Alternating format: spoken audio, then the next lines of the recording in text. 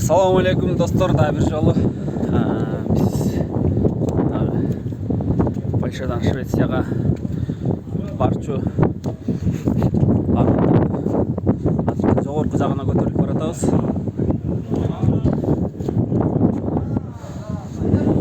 Балтика деңизинде кетебиз. Бул жакта тосмо болуп койсуңар. Ары бери көздөй толбойт окшойбуз. Баягы жаш кезде укмуш Титаник кинонун көрүп алып өзүнчө эле бир кыялданып, бир башкача эле бир сезимдер боло берчү эле. Мына ошол сыяктуу шлюпкалар спасательный.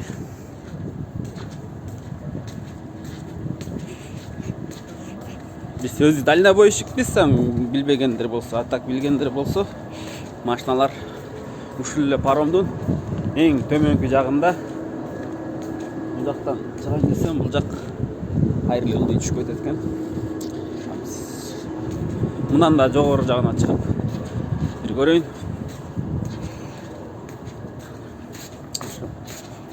Бая наркы видеолордо айтып кеткем.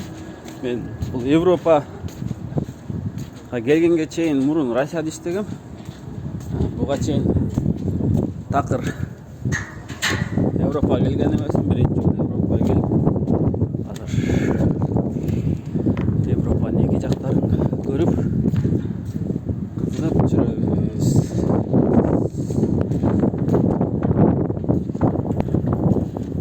Можно туда? Нельзя? Жакка чыгайын десем. Орусча эле сүйлөп берем мен, орусча мына вертолет эле консо болчудай.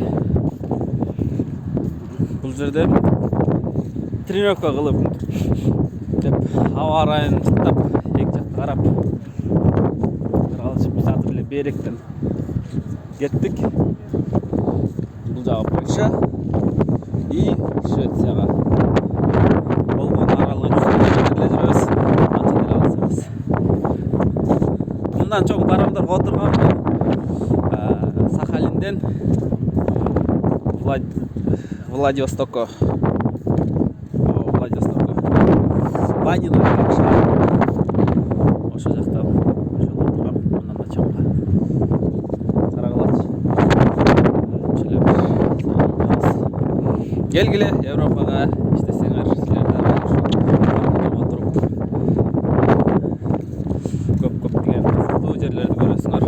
Все комментарий жазып, каналга атталып болуңуздар. Менде подписчик деле жок өзү негизичи. Бирок аракет кылып элдерди жумушка көбүрөөк ушул канал аркылуу элдер көбүрөөк жумушка кирсин деген максатта меники баардыгыңарга жардам берем.